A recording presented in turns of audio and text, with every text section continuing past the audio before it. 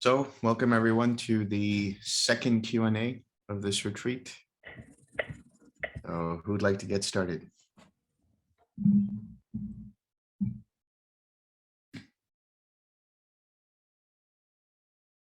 Delson, what is your opinion about this concept of universal consciousness? In some traditions, they consider it as Nibbana, Anidarsana Vijnana as Nibbana. Does universal consciousness exist? Yeah, so Nibbana has one of those terms, which is the Vijnana Anidasanam, which is basically what it means is, or the way I interpret that is the non-reflective awareness, non-reflective consciousness. But that in itself is not universal consciousness, or how we understand the concept of universal consciousness. There's a very subtle analogy I give with regards to describing Anidasanam Vijnanam, because it's a little complex to understand. The analogy is, you imagine the mirror in front of you, and there is a reflection in that mirror. But if you take away the person, is there a reflection anymore? It's just the mirror. But that concept of a mirror no longer exists, because the functionality of that mirror requires a reflection to be there. So in the same way, Nibbana is the unconditioned, which means that consciousness is not within the scope of conditioned existence. So the experience that's there can be equated to be a non-experience, but at the same time, there is some kind of an experience, but it's not within the scope of normal dependent consciousness as we understand it. Universal consciousness, the idea is that it is like the Brahman as we understand in some of the ancient Indian texts, like in the Upanishads and things like that. And the idea there is that this universal consciousness is a substratum of the entire creation. All that we see is Brahman. That's the idea from the Upanishads. And that even this sense of the soul, the sense of this Atman, is the same as the Brahman. This is called Vedanta. Now, there are different types of Vedanta. There's Advaita Vedanta, Advaita Vedanta, Vishishta Advaita Vedanta, and all of these different qualifications and categories. But they're all saying the same thing, which is that there is this universal consciousness. But if you were to look at Majjhima Nikaya 38, a very famous one, which is with Sati, son of a fisherman, where he has this idea that it's the very same consciousness that experiences all of these sensory experiences, and it transmigrates as a soul from one lifetime to the next. But the Buddha says such consciousness is dependent upon its fuel, just as a fire is known by its fuel, where it can be a wood fire or a stove fire or a fire born from gas or whatever it might be, coal fire.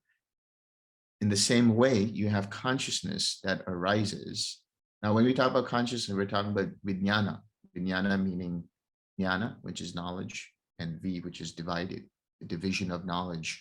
And that awareness is divided and dependent upon the individual sense bases. So within that context, you see that if there is no contact, then there cannot be any consciousness. Contact gives rise to feeling, but how is contact understood? We understand contact to be the eye, for example, meets with the form, meets with color and form, which are the photons. And the meeting of these two brings up eye consciousness. And so these three are what create eye contact. And then dependent upon eye contact, there is eye feeling, feeling born of vision, and so on and so forth. So when you understand it in that way, you know that there cannot be a universal consciousness, an infinite, eternal consciousness.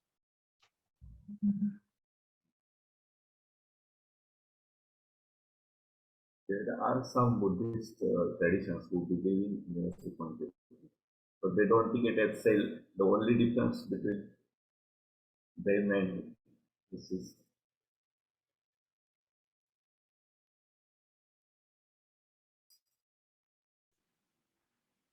You had another question?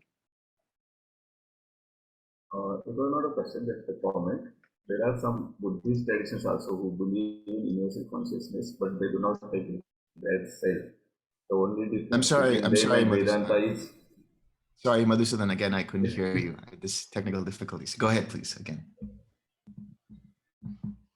okay. It's just a comment. Can you listen now? Yeah. There are some Buddhist traditions who believe in universal consciousness but do not take universal consciousness as self. The only difference between them and Vedanta is considering it as self or not self. That's what. It was just a comment.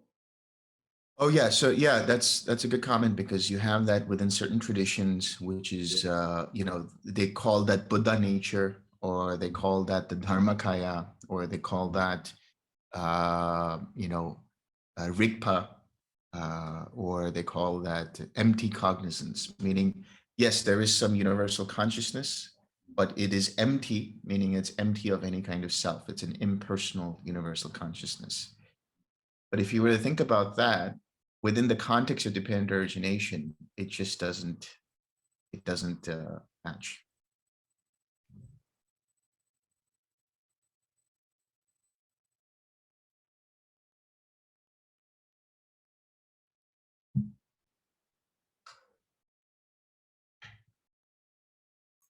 Any other questions? Yes, Delson. Can you hear me okay? Yes, please go ahead. So question on the second part of the Sammadithi Sutta, where he's talking about nutriment. So everything else seems pretty clear. That one I found a little bit challenging because he talks about physical food as a nutriment, and then he says gross or subtle. So I'm not sure even what he's talking about there, if he means subtle meaning non-material or belonging to other realms, or if he's talking about that as the other nutriments, which is contact, mental volition, and then he says consciousness. And then after that, he says with the arising of craving, there's the arising of nutriment. So I was looking up Bhikkhu Bodhi's explanation because he has a little bit of a blurb after this section in the Majjhima Nikaya, where he talks about food as a nutriment for body, contact as a nutriment for feeling, mental volition as a nutriment for consciousness, and then consciousness, of course, for mentality, materiality. So some of those line up with the dependent origination. Some of them are a little bit skewed there. Is that how you see that in terms of the nutriments? And why is he kind of choosing these four? Because almost everything is a nutriment for some other part of that chain of dependent arising. So what's your take on that? Yeah, so when I look at nutriment, if I'm not mistaken, it comes from the Pali word and Sanskrit word, which means ahar. Ahara means food. And what that means is it's nourishment or it's fuel or something. Now, in a general way, yes, you are right about that. For example, if you look at it from dependent origination, contact feeds feeling, feeling feeds craving, only if there is, a identification in I want this, I don't want this kind of perspective on it. Craving can feed clinging, clinging can feed being, being can feed birth, and so on and so on. I agree with Bhikkhu Bodhi's note in the sense that it makes complete sense because the nutriment for the physical body is food. The nutriment for the nutriment for the body, yes, is physical food. Contact is a nutriment for feeling. Volition is a nutriment for, did you say consciousness? Yeah, and consciousness being a nutriment for mentality material. So it's just one of those, and then craving is basically how this whole thing comes out to be. Meaning there's craving for food, and that continues to condition the body. It continues to fuel the body. There's craving for contact, and so that gives rise to feeling. There's craving in an intention, which is mental volition, and that gives rise to an awareness or of an experience.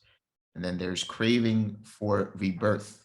And so when we talk about the consciousness rooted in craving, we're talking about it from the macro level of rebirth, which then gives rise to a new mentality, materiality, which conditions a new nama rupa, which are the essentially the aggregates, the form aggregate along with feeling, perception, intention.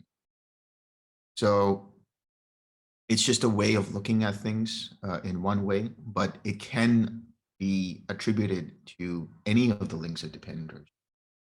Because if you look at dependent origination, until you eradicate craving completely, there is a potential for craving in each of the links of dependent origination, starting from ignorance, going all the way to birth.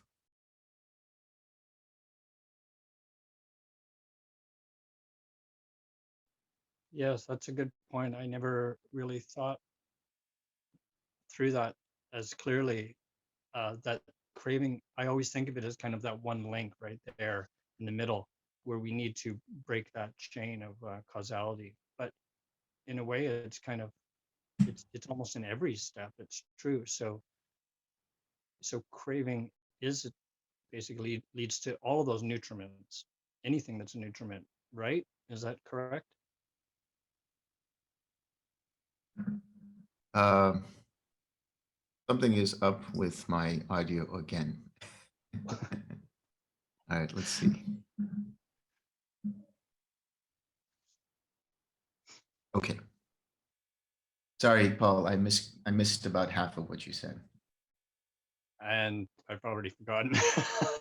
I already forgot.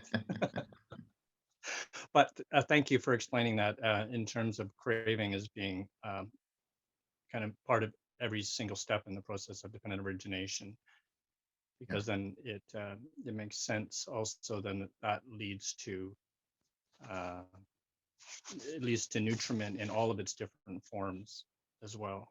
So Yes. yeah, thank you. And I'll just expand that a little bit for anyone who needs more clarity about this. Is the way to understand how it is possible that craving could be present in the links prior to craving is to understand that anytime there's identification,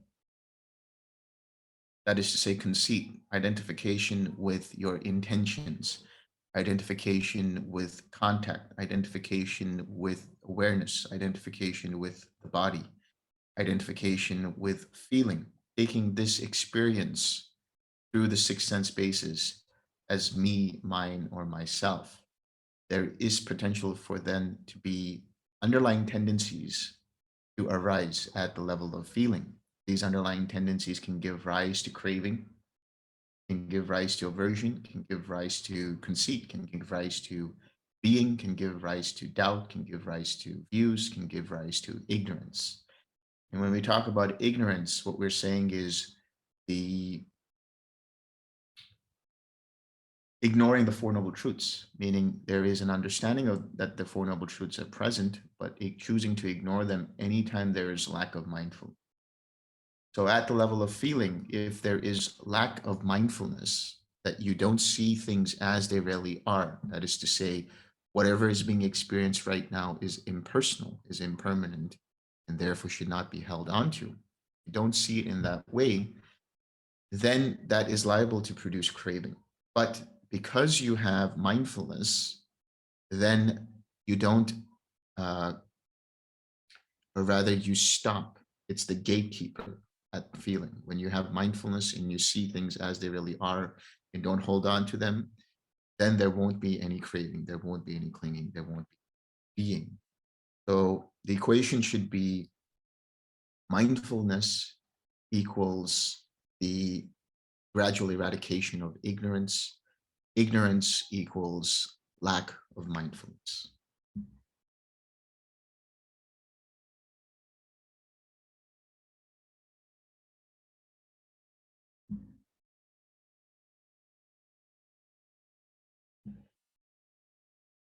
Any other questions?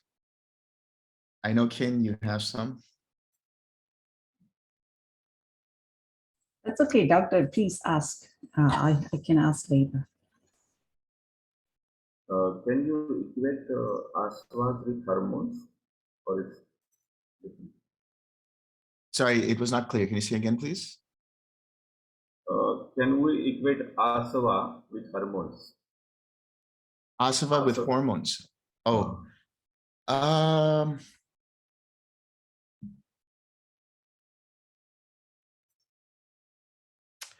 well, not just hormones. You could say neurotransmitters, certain synapses,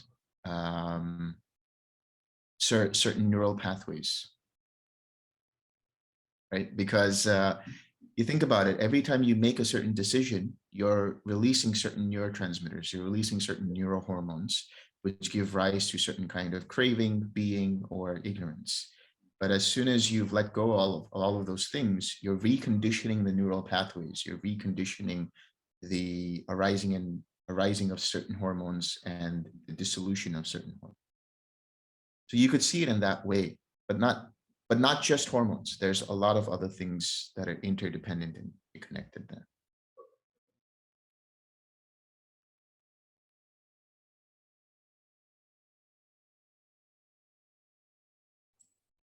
So, if I may, I have a question about the reading from a Buddha last word and trying to understand this meaning of Appamāda.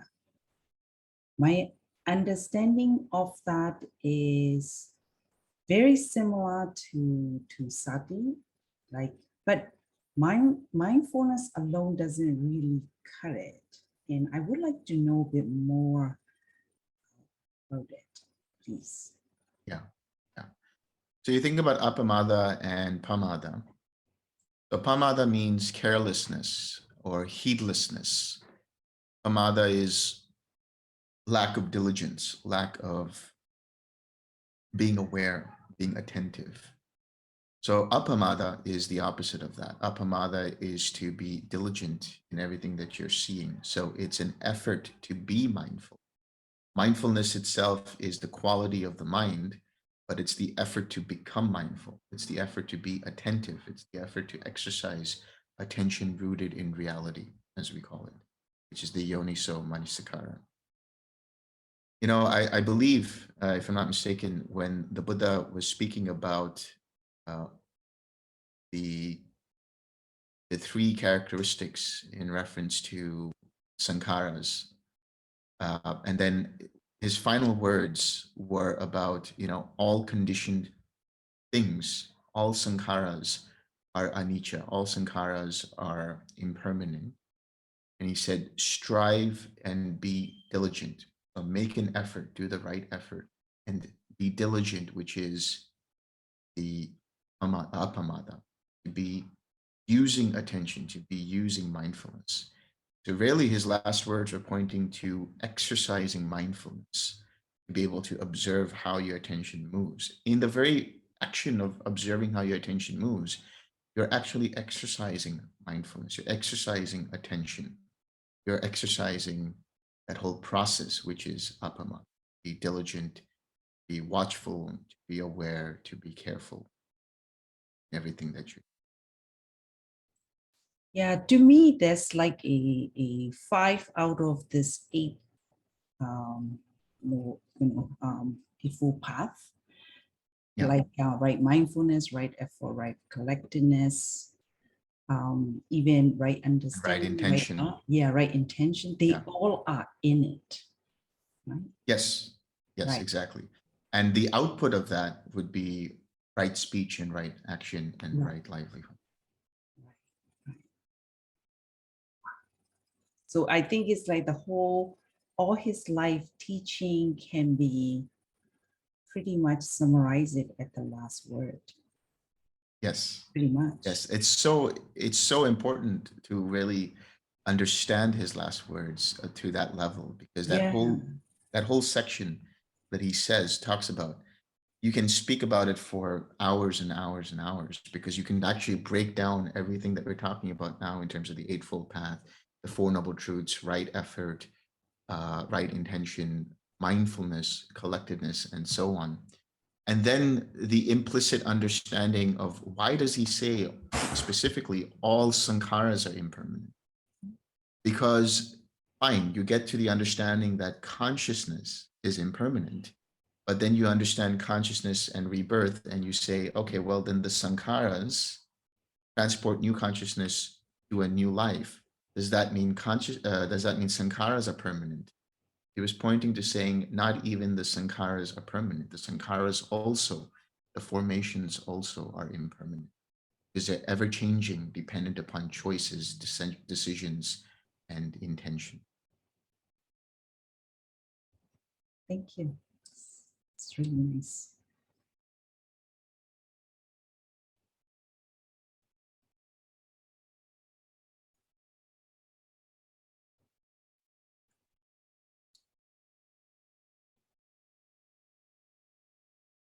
Any other questions?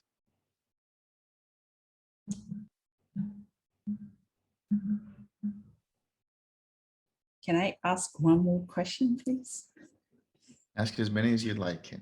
Thanks. This one comes to the well, like for a daily life, to like we know that some like antidotes, like for example, if we are a little bit of agitated or anger, if you're doing loving kindness, cruelty with compassion, last with like impermanence or asava, like it's not nice things, right? But what about conceit? Like the reason I'm saying that is like lately I noticed this, especially in the meetings and things like that, it's just like conceit comes up, and Yes. sometimes you just have to laugh it off, but it's really, it's subtle, very subtle. It's, it's not like definitely not like a hatred or lust, when it comes up, I notice that it's extremely subtle, but yeah, it doesn't stay that long but I'm just wondering, what would be the most effective antidote of this? Thank you. Anatasanya, the perception of the impersonal nature of everything. Impersonal, so impermanence, and okay. Yeah. Meaning what I mean by that is, yes, let's say the mind has a tendency to have conceit and say, oh, I really like that, or I really don't like that. In that moment, if you have the mindfulness to see that the mind is equating that with an I or me or mine, you can let that go. And in letting that go, there's that emptiness, that experience of the anatta. Just stay there and perceive that.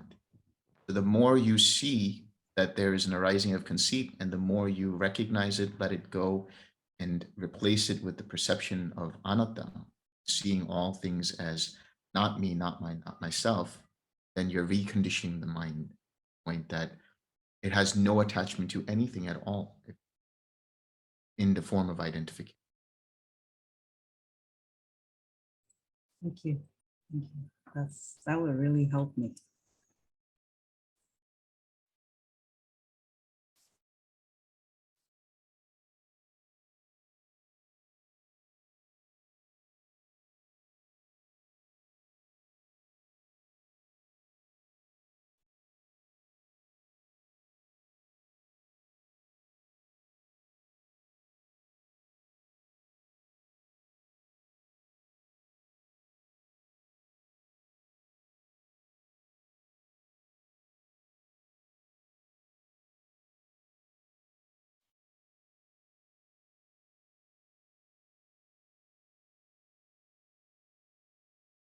More questions?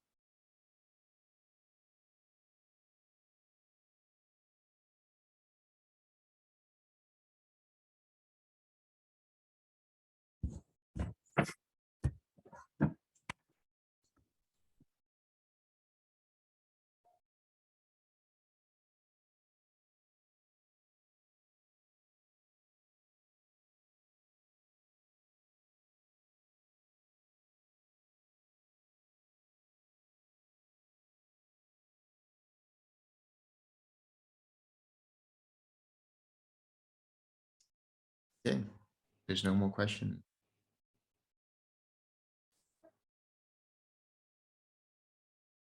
And do you have a question? I wanted to ask you one more question, but yeah.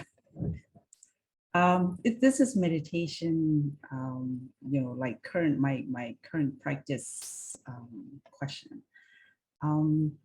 Lately, as soon as I sit, I could not pinpoint any of the Brahma Viharas anymore. But it's a very calm, and but at the same time, I don't think it's a right away. It's not a quiet mind yet. Is there a state between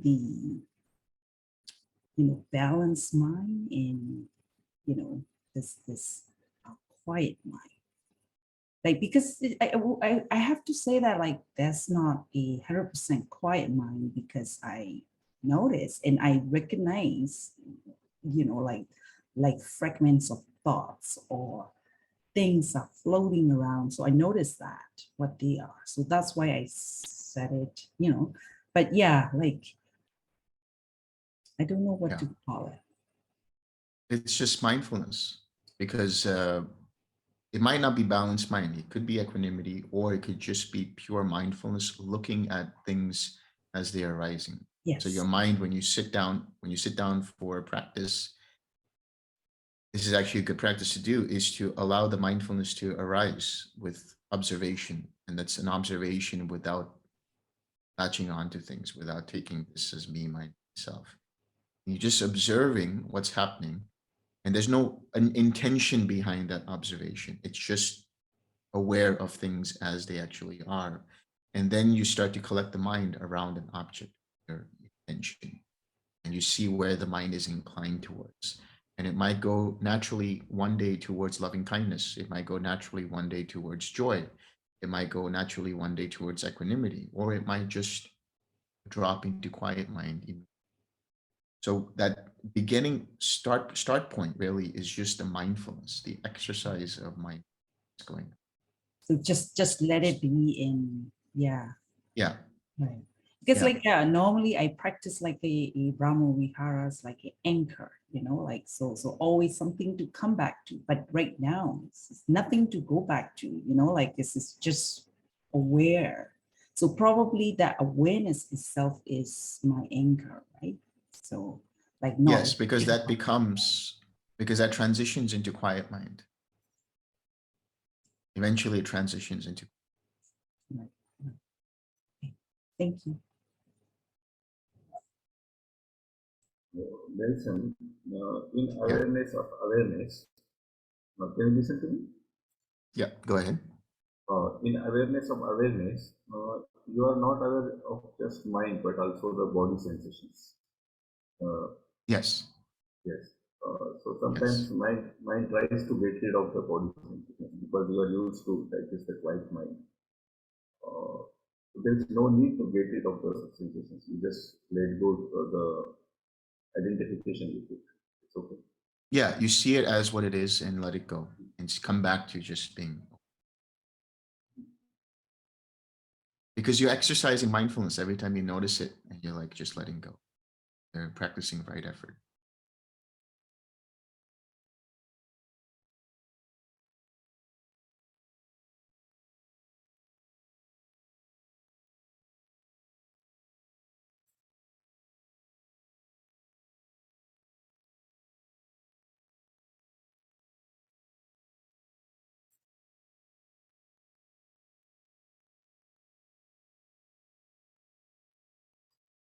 Okay. I think there are no more questions.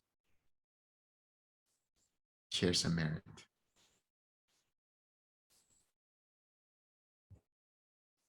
May suffering ones be suffering free, and the fear struck fearlessly. May the grieving share our grief, and may all beings find relief. May all beings share this merit that we have thus acquired for the acquisitions of all kinds of happiness. May being inhabiting space and earth, devas and nagas of mighty power, share this merit of ours. May they long protect the Buddha dispensation. Sadhu, sadhu, sadhu.